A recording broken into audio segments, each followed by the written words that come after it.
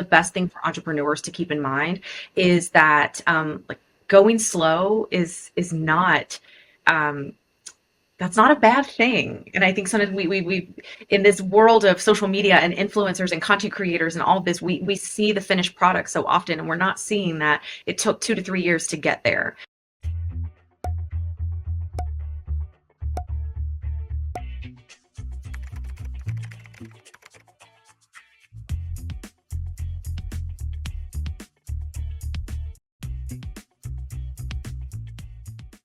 Hello, and welcome to this episode of the Ask Valor Masterminds podcast, brought to you by A Advanced Services, Fuse Networks, and our newest sponsor, Warrior Injury Law.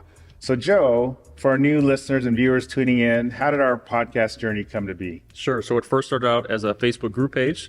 The purpose was to bring business owners together into a platform so that they could communicate, talk, share tips, help one another out. Because we're a marketing agency and we get asked a lot of questions outside of marketing, we thought, what a better way than to start a podcast, bring on different guest speakers who are experts on different topics, and share that with the audience. Awesome. And today's guest, brought to you by Warrior Injury Law, is Maria Smith. Today's topic is reaching your goals through your vision board. But before we get any further, Maria, can you please give an introduction to our audience, please? Sure. Hey guys, thanks. Thanks so much for having me. I really am excited to have a discussion with you today about one of my most favorite topics. But my name is Maria Maldonado Smith. I have my own company, MMS consulting firm, and I work with everyone from government entities and departments to large corporations to small businesses to individuals to groups of women who say we want to come together and create a vision for our life, whether that is planning for the future, like taking a side hustle into a main hustle, or just trying to wrap their minds around like the crazy juggle and struggle of like everyday life and raising a family and trying to say, how do we set clear, concise goals that we can accomplish and achieve as a family? So I say that my product and my program is really for everyone, but I think outside of the corporate and government space, I focus a lot on women and helping them really get clear on the vision that they want to create for their life. I'm a graduate of the University of Kentucky. I'm a very proud Wildcat. I'm a former Miss Kentucky, so that's also kind of why I'm born and raised in Kentucky and did not leave till I was 30, and I still itch and yearn to get back home to. So you're true blue blood then, right? So, yeah. Yes. So, but we do reside in beautiful South Florida right now, so you cannot beat this weather. When my mom is sending me videos of snow, we are still wearing, shorts and flip-flops, the day before. Thanksgiving or a holiday, so right. Any of that. So it's a great time to live down here. But yeah, my husband and I have been married almost 20 years. We've got 3 kids. Both kind of grew up in the corporate space, and I decided to take that leap myself into entrepreneurship and started my journey in 2021. Kind of did a soft launch as an automotive consultant for about 15 months, and then really ripped the Band-Aid off and said, like, I'm going full scale, and I'm actually going to take the product and the program that I've developed and do this completely on my own, and not just within one group or within one business entity. What was the last straw going from the corporate world to building your own business? Oh, it's so an epiphany, interestingly enough. I was standing on a bridge in Scotland and had this like major life moment. I can only describe it as that. And I actually, in some of my keynotes, have shared this moment because I never experienced really anything like that other than the moment that I met my husband. And I knew at 17 that, I was going to marry my husband. I knew then when my mom looked at me and was like, okay, you're crazy, but we'll entertain this.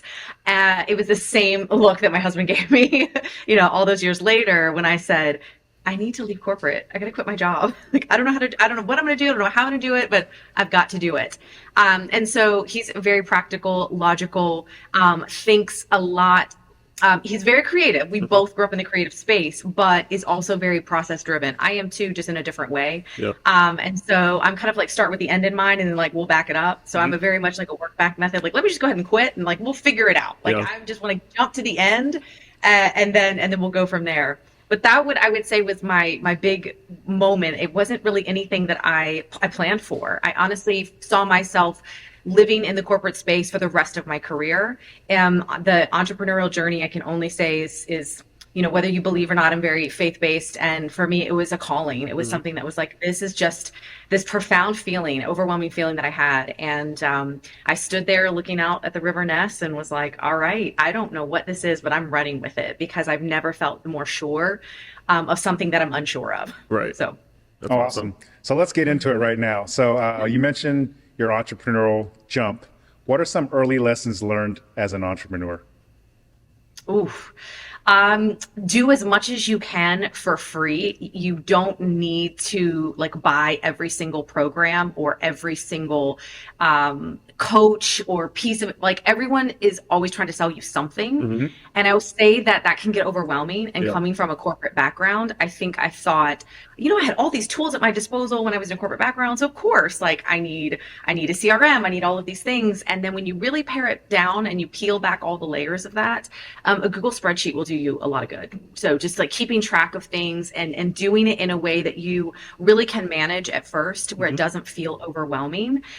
Because ironically, in the goal setting space, that's really what you should do is just start small and then grow. I think Yeah. that's the best thing for entrepreneurs to keep in mind is that like going slow is not that's not a bad thing. And I think sometimes we in this world of social media and influencers and content creators and all of this, we see the finished product so often, and we're not seeing that it took 2 to 3 years to get there. And like where I am now, oh my gosh, I envisioned where I am now, but I could not have seen that or the path that it would have taken me to get there. So I would say that start really small, start slow, and then grow. And also think about what scale means to you and what growth means to you, because we throw around these terms.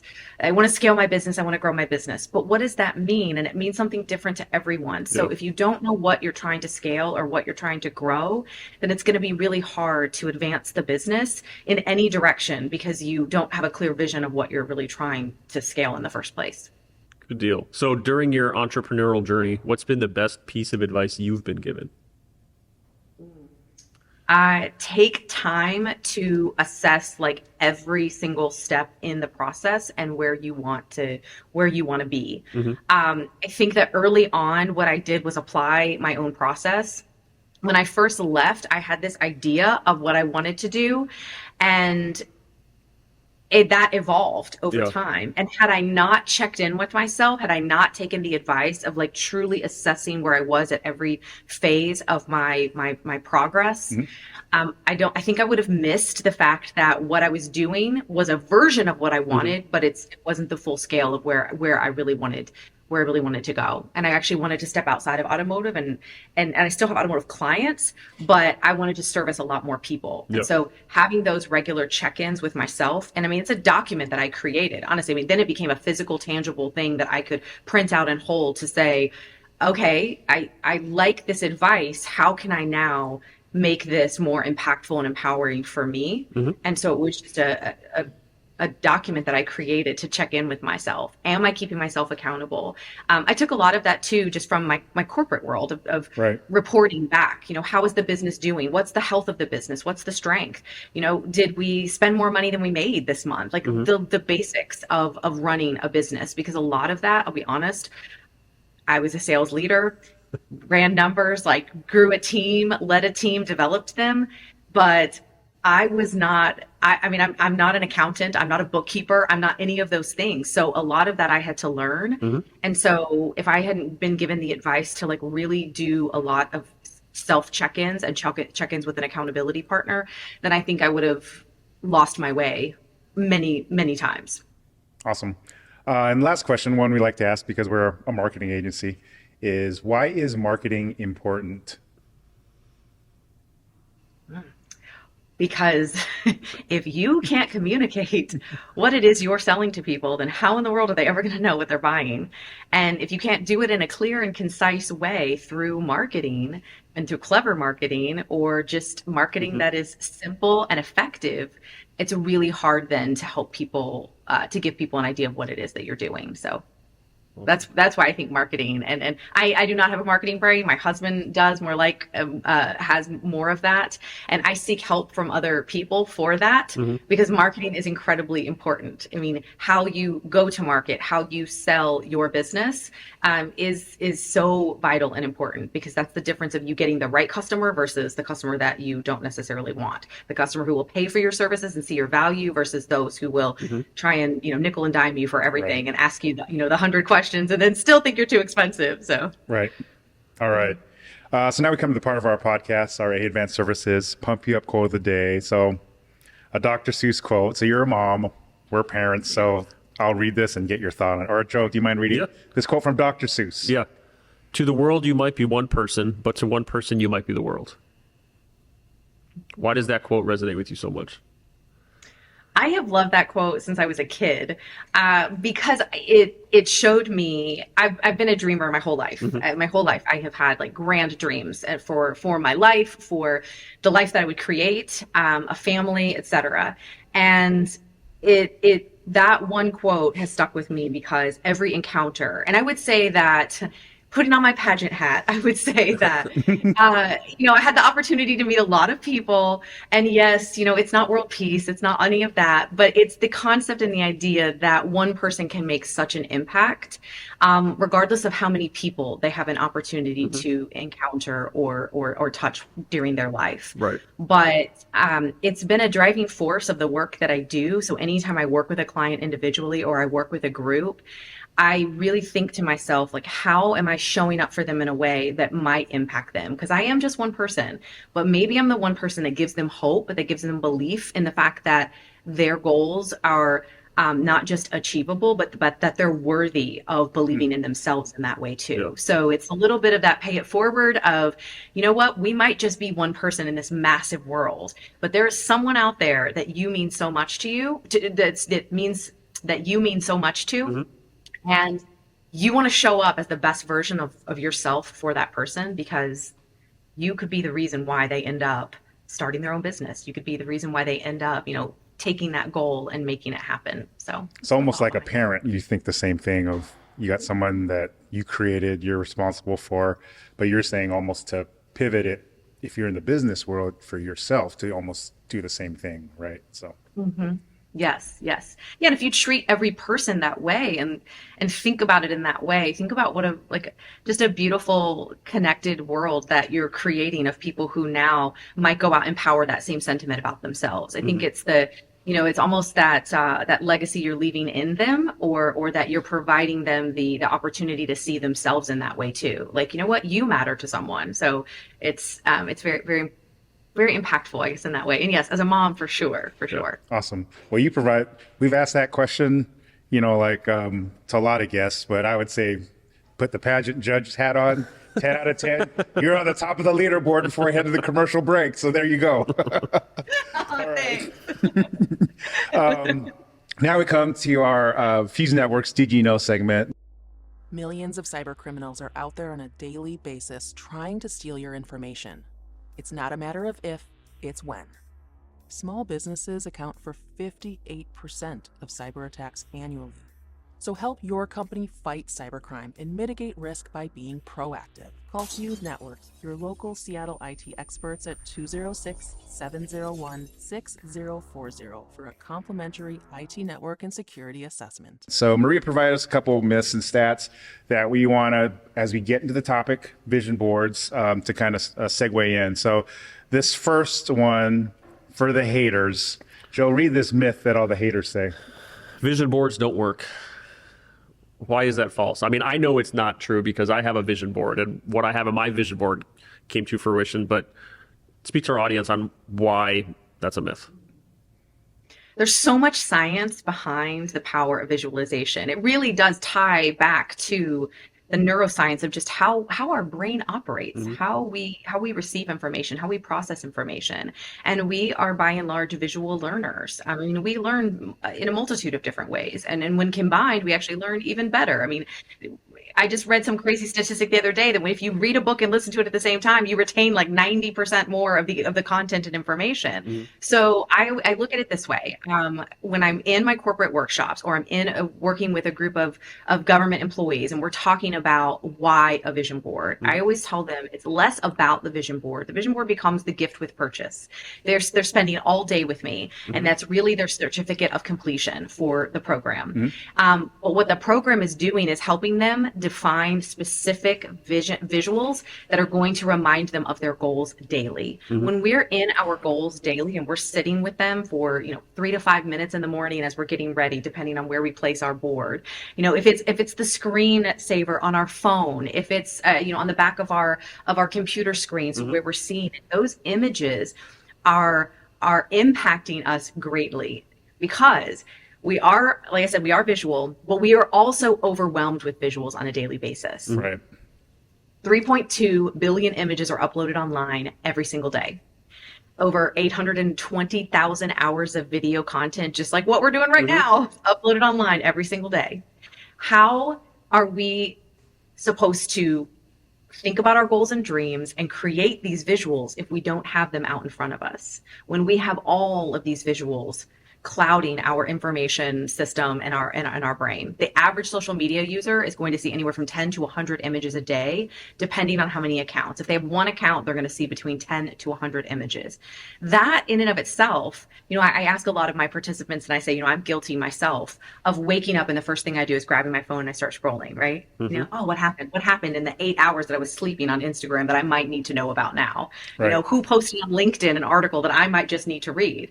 Instead, let's reframe our brain and our approach to say, okay, but is any of this really helping me accomplish what it is I want? Most entrepreneurs, we're very driven, we're very ambitious people, but we also have a little bit of like the ADD, ADHD going on sometimes. I know I'm that way. Multiple squirrel moments throughout the day. So for me, it becomes a way to control the images that I put in front of me. And now I'm activating a part of my brain. I'm activating the reticular activating system, which becomes that information funnel that says, now I'm going to create space for just the images I want to see. So instead of scrolling on Instagram first thing, I'm running to my vision board and I'm reminding myself, okay, these are the things that I want to see out in my world today. I want to see the things that are going to set me up for success. So when people say that they don't work, I always tell them it's just because you haven't done it the right way. So, we'll get into that and later. then we go through the process, and then they create their vision board, and they walk away feeling energized and feeling different about how they've approached it in the past, because most of us have just done it as a fun craft, or we've done it something simply to impress someone or say, you know what, I think maybe I need to lose like 20 pounds, but we don't know why we're losing the 20 pounds. So we're putting that on our board with no real idea or plan or clear vision for why it's even on there in the first place. Awesome. So I'm going to read this stat and get your thoughts. So 82% of small business owners, yourself included, report using a vision board to accomplish over half their business and personal related goals. That's a pretty staggering statistic. Talk to us about that, please. Yes. I love working with small businesses. I love working with potential entrepreneurs or people who are in the entrepreneurial space, because they typically come with some idea of what it is that they want to do. And the vision board just helps them get clear. I think that's the biggest piece of it, is that you're doing so much work. Like I said, my workshops are all day. They're a full day workshop. We start, in the morning, and we break everything down. I start with 3 questions. I ask every single participant, it's plastered all over my social media, but what do you want? Like, what do you really want? And from a business perspective, what do you want for your business? Like, what is this? Like, really, like, what do you want? And so when I get to people and they'll say, well, I want to start a business. Okay, so what do you want then? What is that business? You literally have to ask yourself that question sometimes 10, 15 times over to get to the root of what it is that you truly want. Once you've gotten there, now we can get started. Now it's who do you want to become? And as a business owner, who do you want to become in this process? Everything from, I want to be a business owner that gives back, to I want to be a business owner that scales to have 20 employees within the next 5 years. Like, every question that you could ask yourself along that path to truly get to know who you want to become as a business owner, and as a leader, as an entrepreneur, as a human being, all of the things.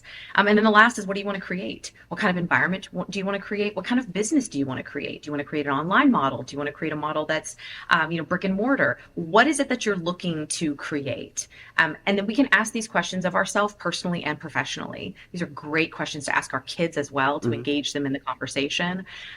So that is essentially kind of when I think about why this process is so important for a business owner. It's because it's asking all of the necessary questions that sometimes we gloss over because we just see this like beautiful pie in the sky picture and we think, okay, that's where I'm headed.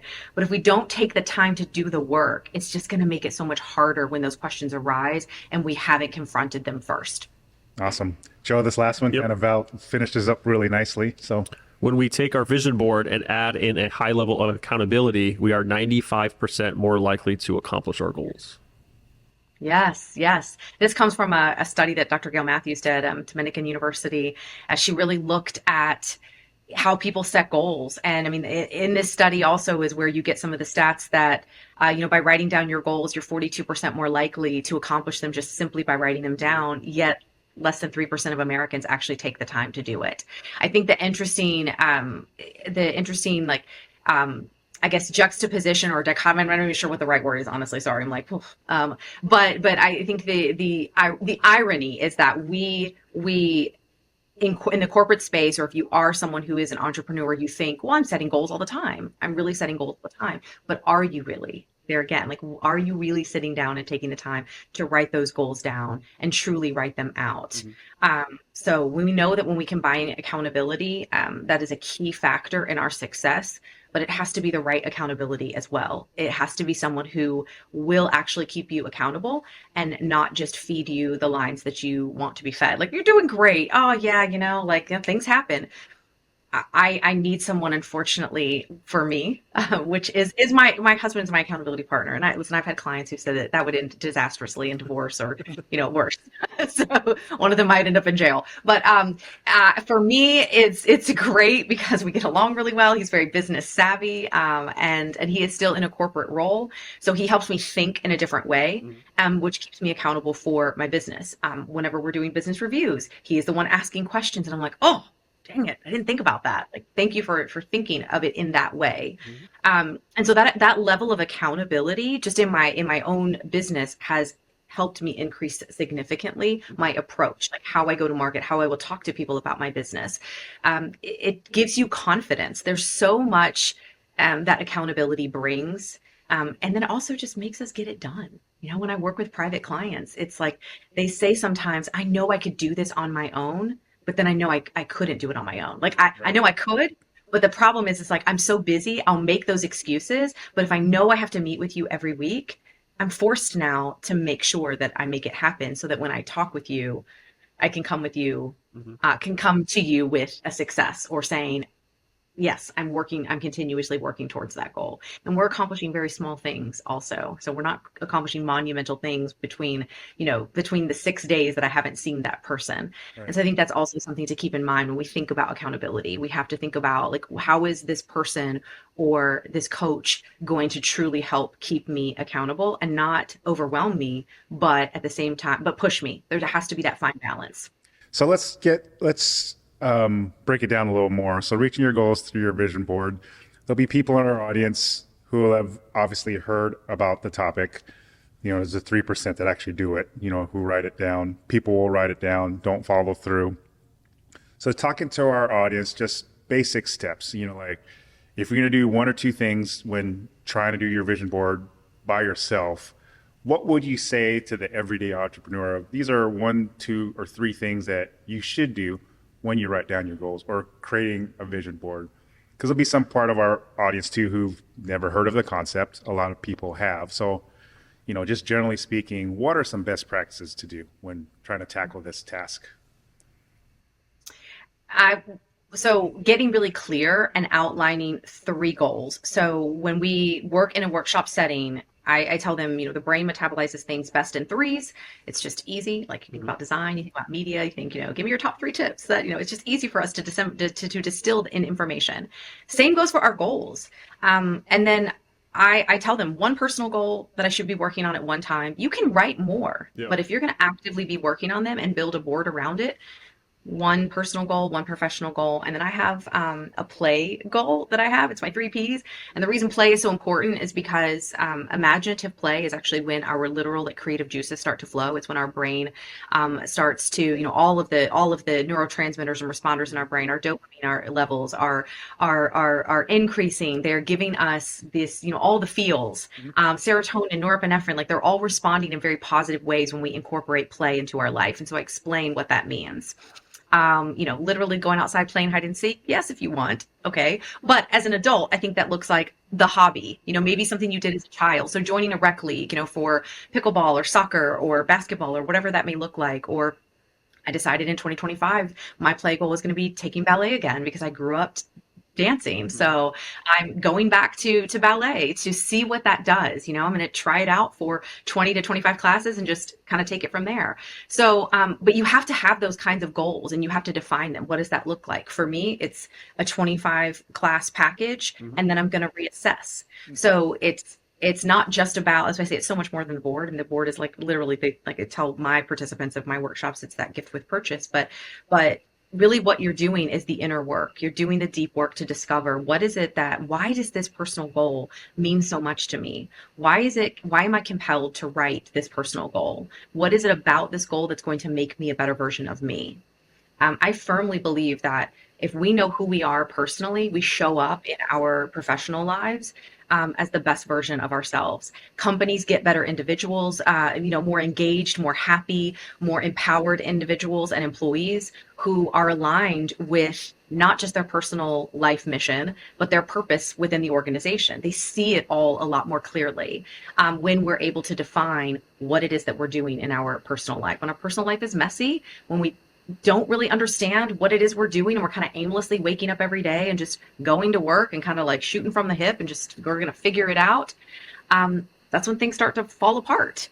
And it works in both worlds. So we have to know who we are. And that was really a lot of the reason I think why I settled on this work and why this work was really put on my heart, because I was that mom, I was that woman who was kind of showing up at work as one person and then going home and being another. And I needed both of those worlds to collide. I needed to show up as just me and not have those two competing personalities at play at all times.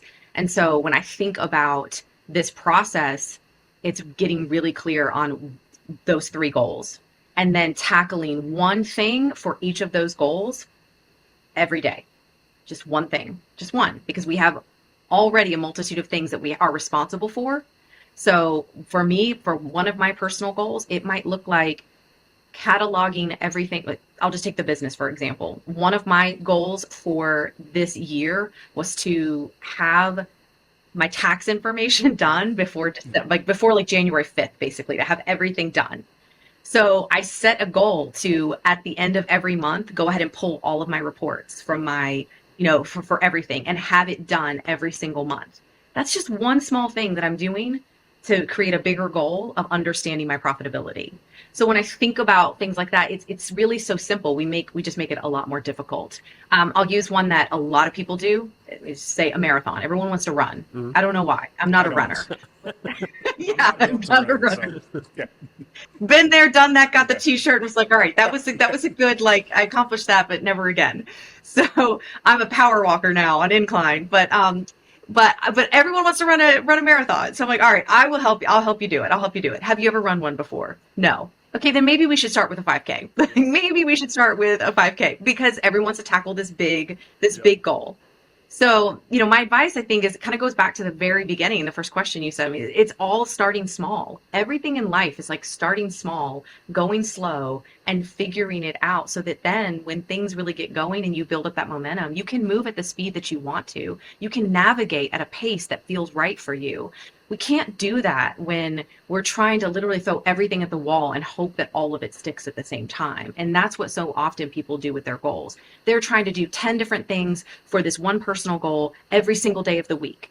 I mean, I can't tell you how many times I sit with clients who have this all or nothing mindset. It's like Sunday through Sunday, I got to be on. Yep. And it just doesn't work. It's why we give up. It's why, and studies show it. That's why 92% of people give up on their New Year's resolutions, because they've created these massively large goals. They've created way too many of them. They're too broad. They're not clearly defined. They don't know why they're doing them.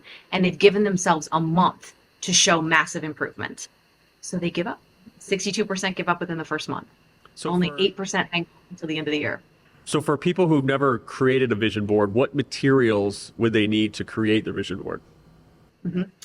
I mean, listen, I get like super scrappy at times. I mean, now my boards are very aesthetic and they're branded and everything. We got the whole deal.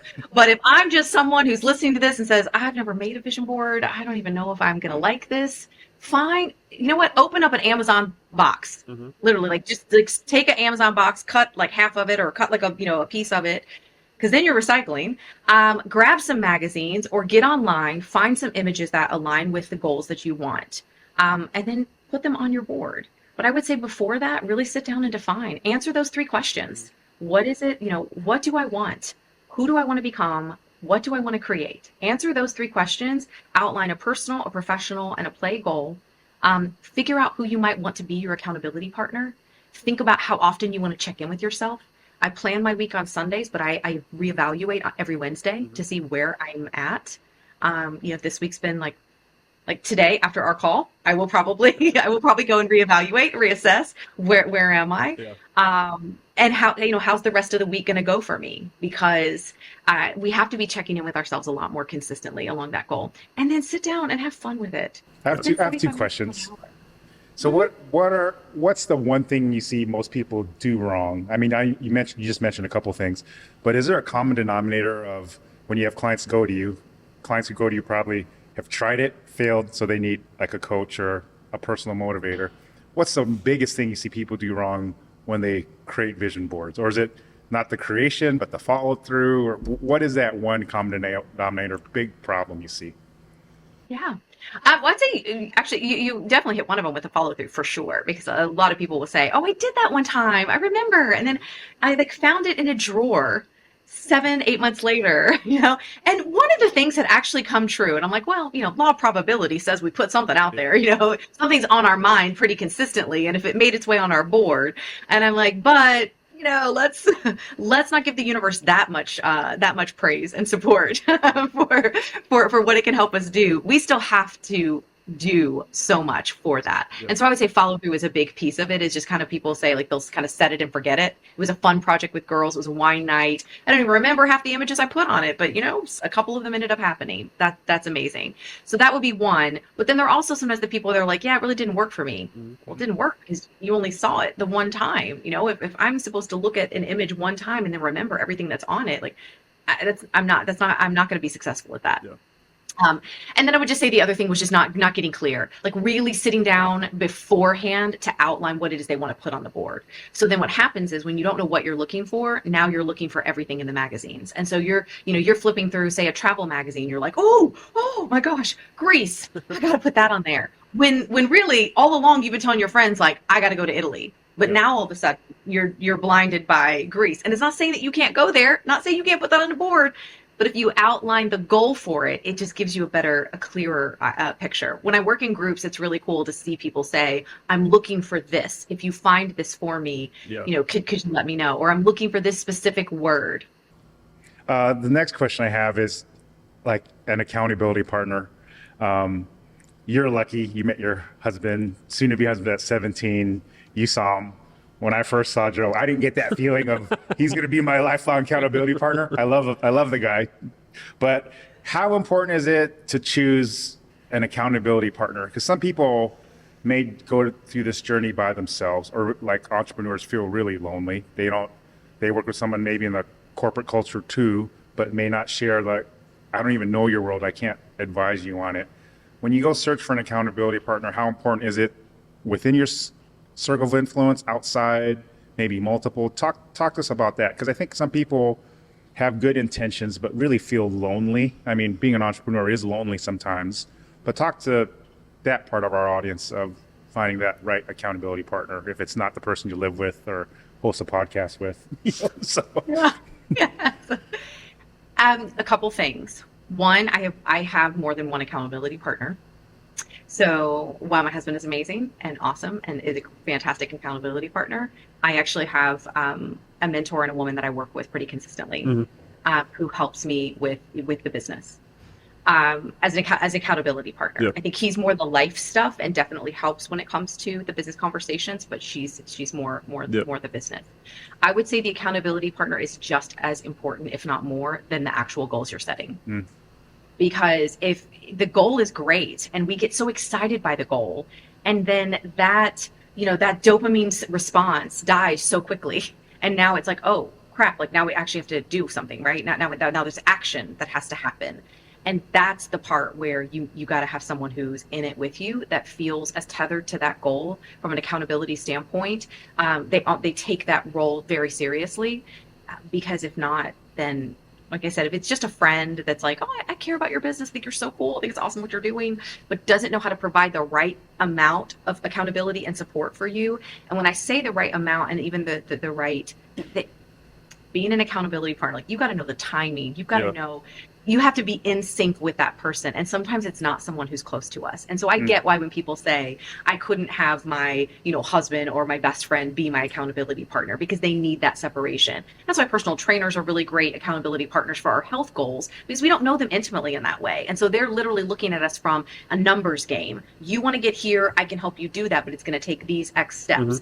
I say that accountability partners often can take a lot from that type of training model when they work with entrepreneurs, when they're working with individual clients on helping them achieve goals, because that's essentially what you're doing, is breaking it down for them in a way that they can process, to say, okay, so if I do these 4 steps every day for 4 weeks, and we're going to check in and see how the progress is, where am I, and then how do we need to change, adjust, reevaluate, assess, or do we need to keep doing what we're doing? awesome. So for our audience that would like to get a hold of you, find your content online, what's the best way to reach you and contact you? So my website's a great way just to kind of get a feel for who I am, what it is that I do, because I speak, I coach, I teach, I train, I do all kinds of stuff in that space, and I love it. And I myself am an accountability coach for all of my corporate, government, and individual clients. And I love that aspect of my job. It's really fun to help people see that success. But my website is mmsconsultingfirm.com. So it's just MMS, stands for Maria Maldonado Smith, consultingfirm.com. Super original. And then my Instagram and my LinkedIn are probably the 2 other places that I hang out the most. LinkedIn, I'm just there on there as Maria Smith, but I think if you find me in the parentheses, Maldonado, but you don't have to type that out. You should be able to find me. And then my handle on Instagram is at Maria Maldonado Smith. So, but I'm on Facebook. I'm not really on TikTok, only because of my kids. Awesome. So I can follow them. Awesome, man. It's been great. So thanks for joining us on our podcast. By the time the podcast gets released, it's that time of the year, end of the year, beginning of the year, 2025 is upon us. So perfect topic. I will say that vision boards 100% work. If you have it up like on your desk where you could see it as a daily reminder of what your goals actually are. Yep. Yes, they are. And I love that you guys are such fans of them, because when you become a believer, like you see it, when you see that success, and it's realized, it's the coolest feeling in the world. Yeah. Right. So I thank you guys for your support. Oh, You're thank welcome. you.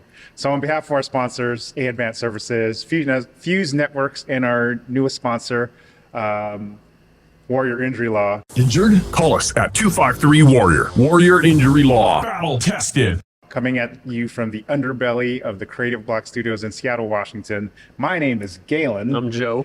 Thank you, Maria, for joining us and tuning into this episode of the Ask Valor Masterminds podcast. Before I forget, Joe, what are people supposed to do? Like, comment, and subscribe to our podcast. Awesome. Thank you. Yes. Thanks, everyone. Thank you. Want a slam dunk space for your next event? We're here at the Creative Block Studios in Seattle, Washington, which is also the Ask Valor Mastermind studio.